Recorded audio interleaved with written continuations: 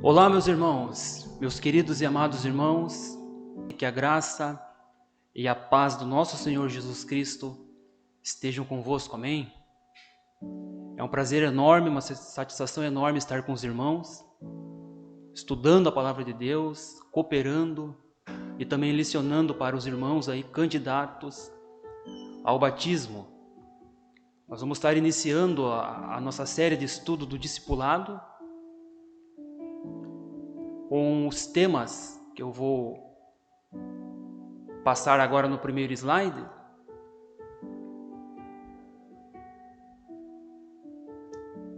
Então eu vou apresentar para os irmãos o sumário, as 13 lições, as quais serão abordadas ao longo desse nosso curso, para os candidatos aí ao batismo nas águas.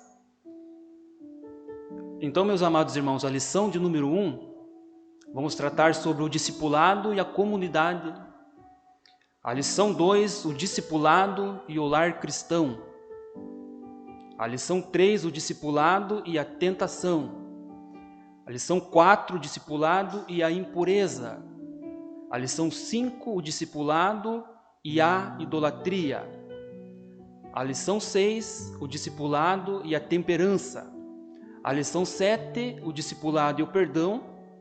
A lição 8, o discipulado e a mordomia cristã. A lição 9, o discipulado e o louvor. A lição 10, o discipulado e o batismo nas águas. A lição 11, o discipulado e a Santa Ceia. A lição 12, o discipulado e a volta de Jesus.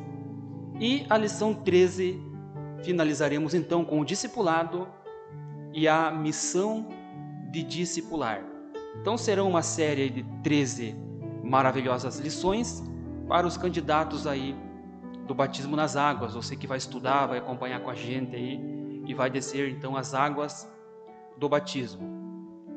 Então eu vou mostrar um próximo slide para os irmãos aqui.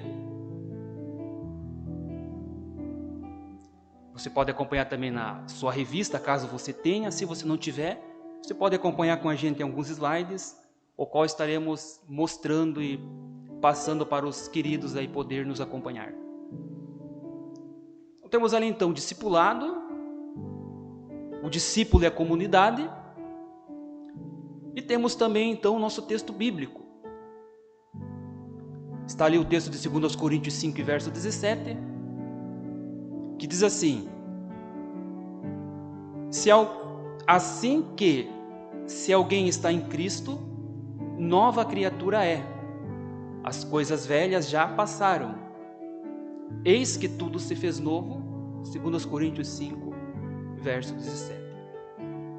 Então esse é o texto de introdução da nossa primeira lição. E nós vamos então estar lendo então a introdução para os irmãos na nossa revista, que diz assim: a vida do crente também se projeta na comunidade. É da própria natureza humana a necessidade de companheirismo para que a construção conjunta da sociedade em que vive. Vale lembrar o que Jesus disse em sua oração sacerdotal: não peço que os tire do mundo, mas que os livre do mal. João 17, verso 15. A conversão, portanto, não significa afastar-se fisicamente do mundo, mas exercer influência para transformá-lo pela presença ativa dos salvos em toda parte. Então essa é a introdução. Então temos as palavras de Jesus no Evangelho de João, dizendo ali que ele está orando ao Pai, pedindo não que os tire do mundo, mas que venhamos então ser sal da terra, luz do mundo, mesmo porque não tem como nos tirar do mundo agora, enquanto não partirmos para a vida eterna pela morte física ou através do arrebatamento da igreja. Então por isso precisamos ainda continuar ainda na face da terra, cumprindo o nosso propósito, cumprindo nossa missão, fazendo aquilo que Deus tem então para colocar em nossas mãos, colocar em nossas vidas, a obra que Ele tem para fazer na vida de cada um dos amados, nas nossas vidas, na minha, na vida de cada irmão que nos assiste e que nos acompanha. Mas então Jesus deseja que, mesmo nós estando no mundo, Jesus então deseja então que nós venhamos então a fazer a diferença. Jesus quer então que nós não venhamos então se contaminar com o mundo. Por isso que ele ora nesse texto, pedindo que o Pai assim o proteja os seus, não que os tire do mundo, mas que os proteja, que os livre e que os guarde. O objetivo desta aula é, após esta aula, o aluno deverá estar apto a compreender o que é uma nova vida espiritual, entender como funciona a nova vida moral, como viver uma nova vida na sociedade. Então vamos ao primeiro tópico, ao tópico 1. Eu vou passar o próximo slide aqui para os irmãos poderem acompanhar na tela aí. Uma nova vida espiritual. Então esse é o primeiro tópico da lição e o subtítulo é Uma Nova Fé. Então o que é uma nova vida espiritual? Se tem uma nova vida espiritual, tem também, ou teve, uma velha vida espiritual. Então como entender isso aí? A nova vida espiritual é aquela em que o ser humano ele passa da morte espiritual para a vida espiritual. Nós sabemos pelos relatos de Gênesis, pela queda do homem, que quando Adão ele cedeu ao pecado, quando ele cedeu à tentação, que ele veio a cair em transgressão, nós vamos ver ali os relatos do capítulo 2, versos 15 a 17 de Gênesis. A princípio ali que ele recebe uma sentença de Deus, mas a princípio ele não morre fisicamente, mas sim ele vai morrer espiritualmente. Então eu vou ler o texto com os irmãos rapidamente lá, que está em Gênesis capítulo 2, verso 15 a 17, diz assim: E tomou o Senhor Deus o homem e o pôs no jardim do Éden para o lavrar e o guardar. E ordenou o Senhor Deus ao homem, dizendo: De toda árvore do jardim comerás livremente, mas da árvore da ciência do bem e do mal, dela não comerás, porque no dia que dela comeres, certamente morrerás. Então, essa morte aqui, quando Deus diz a ele certamente morrerás, ainda não é a morte física, mas sim é a morte espiritual. Mesmo porque, se nós formos então para Gênesis 5:5, diz assim: E foram todos os dias em que Adão viveu 930 anos e morreu. Então veja, lá em Gênesis 2, 15 a 17, ele não morre fisicamente. Ele vai morrer aqui, vai ser relatado a morte dele aqui, posteriormente, muito tempo depois, com 930 anos em Gênesis 5:5. Então que morte é aquela?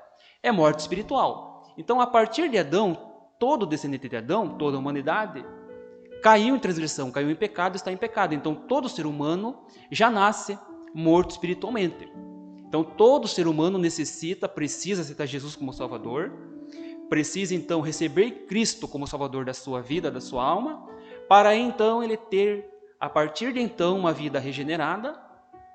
Aí ele passa então da morte para a vida, ou seja, ele passa da morte espiritual então para a vida espiritual, que no caso aqui nós vamos estar tratando no primeiro tópico, uma nova vida espiritual. Então temos ali uma nova fé, e agora a pessoa em Cristo ela vai ter uma nova fé, diferente de outras religiões, o qual ela tinha, o qual outrora ela tinha, o qual ela possuía. Então diz assim o primeiro tópico, ponto 1, uma nova fé. É possível que você tenha tido antes uma vida religiosa. Então veja, a maioria dos seres humanos, com exceção dos ateus, eles possuem uma vida religiosa. Então, a palavra religiosa significa religar-se, ou religare, que vem do latim, que significa ou quer dizer a pessoa se ligar novamente ou se religar novamente a uma divindade. Agora, é preciso saber, e é importante também saber a qual divindade essa pessoa então vai querer se ligar novamente. Porque divindades são muitas divindades, falsos deuses, mas o verdadeiro Deus, Criador dos céus e da terra, o Deus de Israel, o Deus da igreja, que é o nosso verdadeiro Deus, então é esse que nós devemos recorrer, é esse que o ser humano tem que recorrer. Então quando o ser humano busca uma religião, ou seja, religar-se novamente, a única religião que leva a Deus, a única religião no mundo é somente o cristianismo bíblico e ortodoxo. Então não existe outro meio, não há outro tipo de religião, somente o cristianismo. E é exatamente o que Jesus falou lá em João 14, verso 6. Quando ele diz que ele é o caminho, ele é a verdade, ele é também a vida. Seguindo aqui na nossa revista então. Sua atuação sempre foi marcada pela fidelidade aos princípios religiosos até então adotados. Ou quem sabe mesmo sem ser religioso, sempre teve um comportamento inquiridor, procurando descobrir o que está por trás da vida. Ou talvez tenha sido daqueles que jamais se preocuparam com tais coisas, preferindo apenas os prazeres da vida material. Não importa. A verdade é que onde você esteve, a comunidade sofreu os reflexos do seu comportamento. Então veja, a verdade é que onde o ser humano viveu com aquele tipo de religião, o que importa, a bem da verdade ali, é a maneira como ela se comportou ou como ele se comportou diante da comunidade. Essa é a grande questão, a maneira como ele conviveu, a maneira como ele se comportou diante da sociedade, dos seus amigos, seus parentes, seus vizinhos, enfim. Mas agora tudo mudou. Você experimenta a fé viva e verdadeira, plantada no seu coração pela palavra de Deus, que o levou à salvação. Seria uma atitude de egoísmo, a partir de agora, se você resolvesse viver recluso, sem que os outros pudessem ficar sabendo acerca da transformação que Deus operou em sua vida. Este não é o propósito divino. Deus deseja que todos venham a arrepender-se, segundo Pedro 3 e verso 9. Então o desejo de Deus é que a sua vida seja um testemunho de vida. Então Deus ele quer que você dê um bom testemunho de vida e que a sua própria conduta moral, o seu próprio modo de viver venha a ser um testemunho, venha a ser uma pregação viva e eficaz da existência de Deus, da palavra de Deus, da transformação que Deus faz na vida do ser humano, no coração do ser humano. Então temos o texto de 2 Pedro 3,9 que está na nossa lição aqui, em que o apóstolo Pedro vai dizer, inspirado por Deus, que Deus ele não é tardio, como alguns assim vão julgar, né? No caso ali naquele texto, naquela passagem, muitos então vão questionar a demora da vinda do Senhor, mas Pedro vai dizer o seguinte, nesse texto ali, que ele é longânimo, ele é também compassivo, ele tem paciência para que todos venham ao arrependimento, ou seja, para que todos venham querer chegar ao arrependimento para poder ser salvo. Então é por isso que Jesus ainda não veio buscar a sua igreja. Então muitos vão ter por tardio esse momento tão magnífico, tão esperado pela igreja do Senhor. Então não é que ele está demorando demais por dar a entender ali, dar a impressão ali que parece que por toda a eternidade ele não vai vir, como muitos críticos vão dizer. É o que Pedro queria confrontar na época lá. Pedro está dizendo o seguinte, olha, não é que ele vai demorar muito para vir, uma hora ele vai vir. A questão é que ele tem uma longanimidade para os que ainda estão perdidos, para os que ainda estão de fora, ou seja, que ainda não tem Cristo como Salvador. O apóstolo Paulo passou por experiência semelhante. Veja o que ele relatou em Gálatas 1:14. E na minha nação excedi em judaísmo, há muitos da minha idade, sendo extremamente zeloso das tradições de meus pais. Paulo se considerava zeloso das tradições de seus pais, exercendo na prática muitos de sua idade. Veja, o apóstolo Paulo aqui, na prática então, a religião que ele tinha, ele colocava em prática. Ou seja, ele queria mostrar para as pessoas quem ele era, que tipo de religião ele tinha, a quem ele servia e o que ele estava fazendo. O que ele estava fazendo então na prática. Da mesma maneira, logo então, nós como cristãos que abraçamos o cristianismo, temos que também colocar em prática para que a palavra de Deus seja pregada através do nosso testemunho de vida. Seguindo. Mas quando a sua vida foi transformada, ele prontamente mudou de rumo, tornando-se um ativo pregador do Evangelho. Agora leia em sua Bíblia o que ele escreveu mais adiante nos versículos 15 e 16. Se você tiver uma Bíblia ao seu alcance, eu convido a você ler comigo, na carta aos Gálatas, capítulo de número 1, verso 15 e verso 16. Diz assim: revelar seu Filho em mim, para que eu pregasse entre os gentios. Não consultei carne nem sangue, nem tornei a Jerusalém a ter com os que já antes de mim eram apóstolos. Mas parti para a Arábia e voltei outra vez a Damasco. Agora o verso 16 diz assim, acompanhe comigo aí se você tem uma Bíblia ao seu alcance. Revelar seu Filho em mim, para que eu pregasse entre os gentios, não consultei carne ou sangue. Então, quando ele diz não consultei carne e sangue, refere-se ali às fraquezas humanas, às fraquezas do ser humano. Seguindo, se você fizer um levantamento criterioso nas cartas de Paulo, vai descobrir quantas comunidades nas religiões da Ásia e Europa foram beneficiadas pela nova vida do apóstolo, que lhes pregava a fé no Senhor Jesus.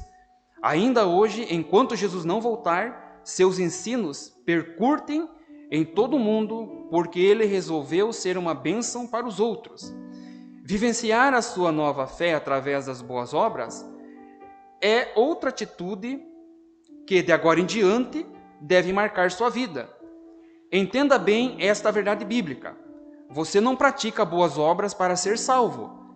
Este caminho jamais leva o homem a Deus. Por exemplo, Efésios 2, 5 e 8, como está na nossa referência aqui, vai dizer que pela graça sois salvos, isso não vem de vós, é dom de Deus, para que ninguém se glorie. Você aprendeu através da leitura do texto citado que a salvação é dom de Deus, não vem das obras para que ninguém se glorie.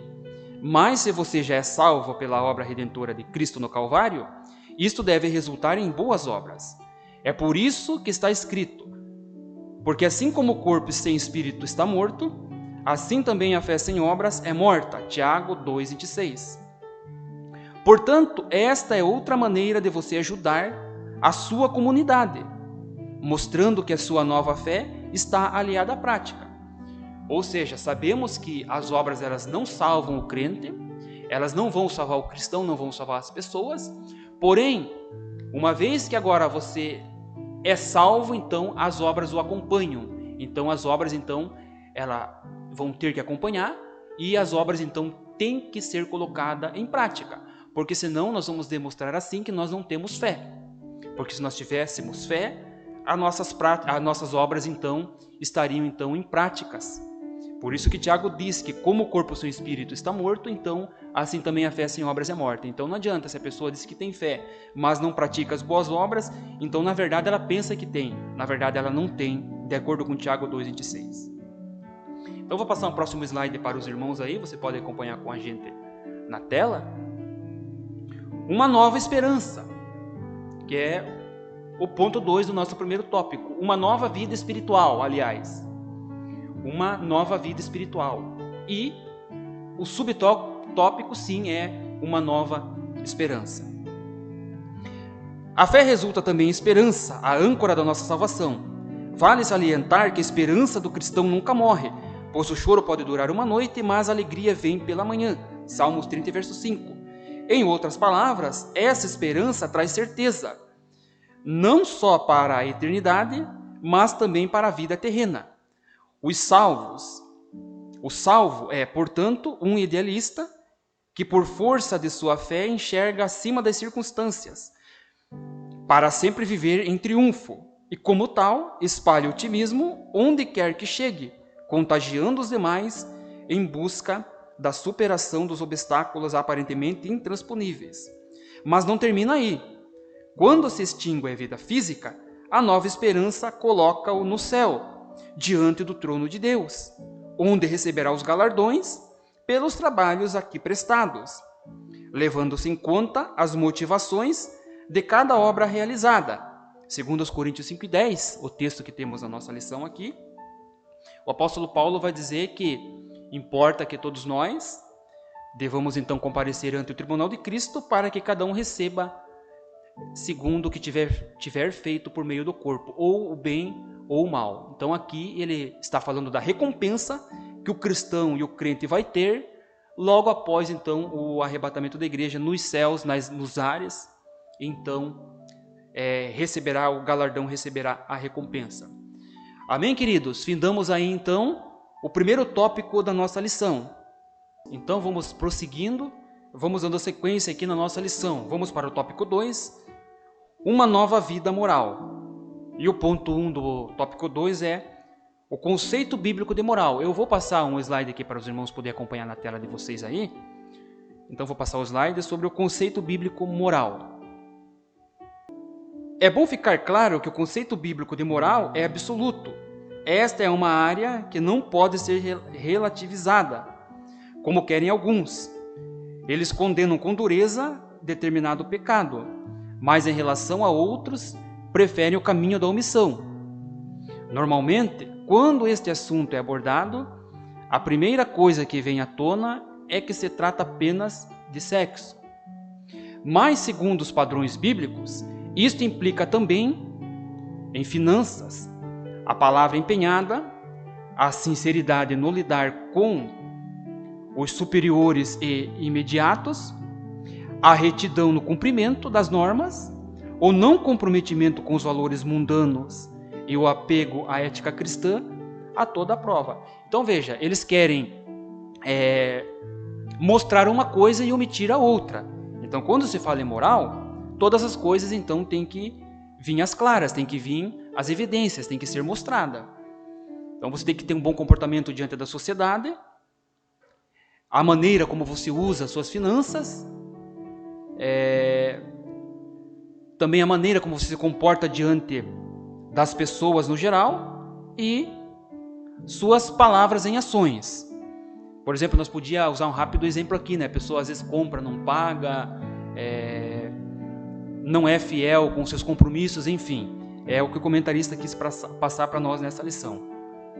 Seguindo, é preciso que todas estas áreas sejam consideradas, inclusive a sexual, no que tange ao nosso comportamento perante a comunidade.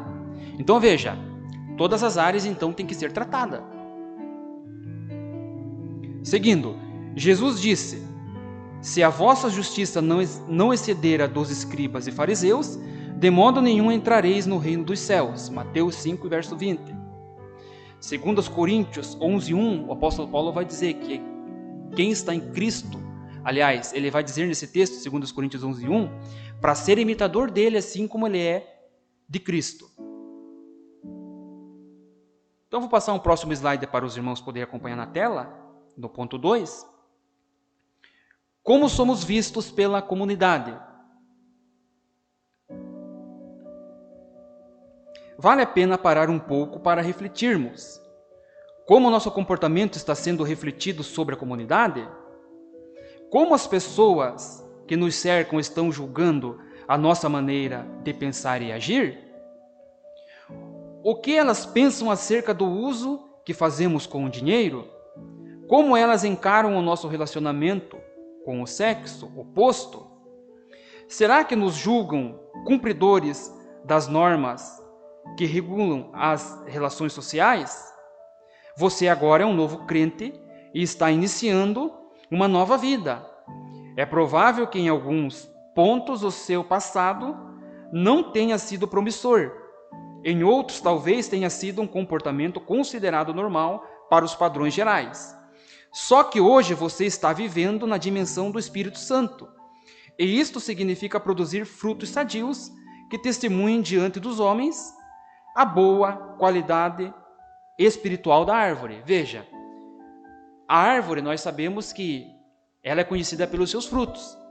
Assim também agora o crente, que é uma nova criatura em Jesus, que outrora estava morto espiritualmente, agora passou da morte para a vida, conforme Jesus diz em João 11. Então agora ele tem que dar esses bons testemunhos, dar bons frutos. Então, meus amados irmãos, esse é o nosso segundo tópico. Amém, meus irmãos? Vamos prosseguindo então com a nossa lição, com a nossa aula. Vamos então para o terceiro tópico da nossa lição. Eu vou passar uns slides para os irmãos que estão acompanhando na tela aí. O terceiro tópico, uma nova vida social. Então, o terceiro tópico, vamos tratar rapidamente sobre uma nova vida social. a maneira como o cristão agora, nessa nova vida, nessa vida espiritual que agora ele tem para com Deus, ele está vivo agora espiritualmente. Então, como que ele tem que se comportar então diante da sociedade? É o que nós vamos tratar rapidamente aqui nesse terceiro tópico da nossa lição. O subtópico no ponto 1, temos ali então novas relações sociais. Este ponto tem maior implicação com a área do relacionamento. Antes de converter-se, é provável que você, sob a alegação de convívio social, tenha frequentado lugares impróprios, sem dar conta do mal que isto representava. Mas seus olhos espirituais agora estão abertos para discernir quais são as boas amizades, que tipo de lugar pode ser frequentado sem colocar sua vida espiritual em risco, e como afastar-se daquelas situações que vão levá-lo, sem dúvida, ao fracasso. Nada melhor para este caso do que os conselhos do Salmo 1. Então, abra sua Bíblia ali e leia agora mesmo. O comentarista está pedindo para ler o Salmo 1. Aí está, com toda segurança, o referencial para você se orientar em suas novas relações sociais. Então, o que o comentarista quer passar para nós aqui, meus amados irmãos, é que agora, no meio dessa sociedade em qual vivemos, agora você é uma nova criatura, você vive agora com Cristo numa vida espiritual. Então você tem que fugir da aparência do mal, como diz a palavra de Deus. Sempre quando vêm convites ilícitos, convites perigosos, para levar você que é novo na fé, que está começando agora a caminhada da fé cristã, quando vier aqueles convites desagradáveis, perigosos, para te levar para lugares que com certeza te levarão para o mau caminho, e você pode até talvez, ou com certeza, tropeçar com seus pés em pedra, podemos assim dizer, então o melhor é você se pegar à palavra de Deus. Então um conselho que eu lhe dou é que educadamente você agradeça, mas rejeite o convite dos seus amigos, dessa pessoa, mas tudo com educação, educadamente, para também não ofender e não ferir a pessoa, mas saiba se sair bem diante dessa situação difícil. Ore a Deus, busque a Deus em oração, peça para Ele te ajudar nesse momento difícil, que com certeza Ele irá lhe ajudar e você irá sair então ileso desta situação desagradável. Então, cuidado com suas relações sociais. Eu vou passar o segundo tópico, o segundo subtópico do terceiro tópico da lição, ainda em uma nova vida social. Eu vou passar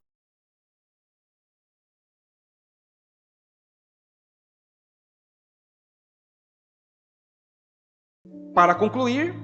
Há outro lado da vida social que não pode ser deixado de lado. É aquele ensinado por Tiago, que nos impõe o dever de ajudar socialmente os mais carentes da comunidade. Repartir um pouco do nosso pão com os pobres é tarefa que devemos desempenhar com amor, como resultado da salvação. Procure informar-se em sua igreja, pois normalmente ela dispõe de algum tipo de programa de ajuda aos menos favorecidos, no qual você pode envolver-se. Então veja, você pode se envolver nas ações sociais. Claro que pode. Então esse é outro lado da vida. Então às vezes a gente pensa que a gente não pode ajudar, não pode contribuir, mas procure a liderança, procure os superiores, os membros da igreja, procure se enturmar, se agrupar mais com o pessoal e sempre pergunte, olha, no que eu posso ajudar, no que eu posso ser útil, eu tenho lá roupas boas lá que não estamos usando, podemos doar, temos alimentos não perecíveis lá em abundância, podemos também estar contribuindo, ajudando quem precisa, então se envolva na área social, então ajude quem precise.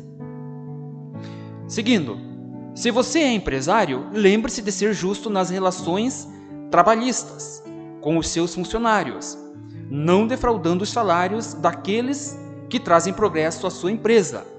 Tiago 5, 4-6, nós vamos ler rapidamente. Se você tem uma Bíblia ao seu alcance, abra comigo na carta de Tiago. Capítulo 5, verso 4 diz assim: Eis que o salário dos trabalhadores que ceifaram as vossas terras e que por vós foi diminuído, clama, e os clamores dos que ceifaram entraram nos ouvidos do Senhor dos Exércitos. Verso 5: Deliciosamente vivestes sobre a terra, e vos deleitastes, e cevastes o vosso coração, como num dia de matança. Verso 6, para finalizar. Condenastes e matastes o justo, ele não vos resistiu. Então veja que a palavra de Deus condena essa ação, condena essa situação. Não vamos aqui também generalizar todos os empresários, sabemos que tem homens sérios, homens bons, que são certinho para com os seus empregados, mas nem todos, né? Muitos são amantes de si mesmo. Muitos, então, eles gostam de oprimir, então, os seus funcionários, gostam de oprimir os pobres, tirando, então, tirando vantagem, não pagando certinho, mas não podemos, como eu falei, não podemos generalizar todos, né? Como diz também aquele velho ditado, nem todos são farinha do mesmo saco. Há sim os bons também no meio, e também há os homens de Deus também, que são senhores, que são patrões. Seguindo, se você é empregado, busque dedicar-se como se estivesse fazendo para o Senhor, que certamente vai recompensá-lo. Para finalizar, então, vamos ler o texto de Timóteo 6, 1 e 2. Então, abra sua Bíblia aí, você que está me acompanhando. Epístola de Paulo a Timóteo, capítulo 6.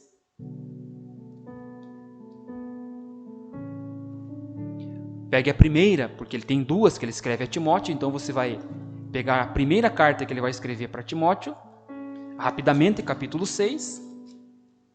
Acompanhe comigo, então, o capítulo 6 e o verso 1 e 2. Diz assim: todos os servos que estão debaixo do jugo estimem a seus senhores por dignos de toda a honra, para que o nome de Deus e a doutrina não sejam blasfemados. Verso 2: e os que têm senhores crentes não os desprezem, por serem irmãos, antes os sirvam melhor, porque eles que participam do benefício são crentes e amados. Isto ensina e exorta. Então, as diretrizes que Paulo deu a Timóteo, para essa igreja, era o seguinte: olha, os servos, então, têm que ser submissos, obedecer aos seus patrões, aos seus senhores, e assim também vice-versa. E os seus senhores, seus patrões, também, podemos assim dizer, que eles têm também que honrar também seus funcionários, sabendo que eles são servos de Deus. Então, Paulo vai dizer a Timóteo que se um funcionário ele tem um patrão, um senhor, que serve a Deus, é servo de Deus, que trate ele de maneira, então, bíblica, sábia e amorosa, porque eles também são participantes da glória do reino. Então, patrões que são cristãos, que são homens e servos de Deus, são também participantes conosco no reino de Deus. E aqueles que não são servos de Deus, mas que são homens bons, boas pessoas, pessoas honestas, também temos que honrar, dedicar-se no serviço, na empresa, honrando eles como se estivesse honrando o Senhor e fazendo com amor também, como se estivesse trabalhando para o Senhor. Amém, queridos? Por hoje é só. Finalizamos então a nossa primeira lição. Estaremos então no próximo encontro, na lição de número 2, tratando sobre o discipulado e o lar cristão. Amém? Um abraço, uma boa noite. Fiquem todos com Deus na paz do Senhor.